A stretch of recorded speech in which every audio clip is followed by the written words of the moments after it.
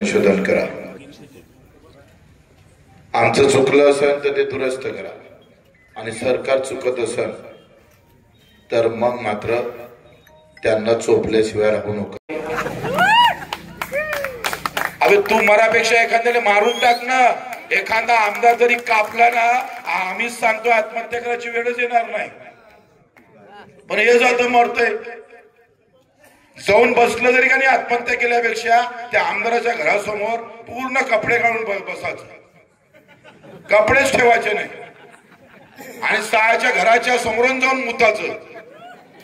काय फरक आहे? मेल्यापेक्षा परवडत नाही का? हे हा धिंगाणा जर सुरू केला ना तर सांगतोय मुतल्यानं काय व्हायचं सरकार।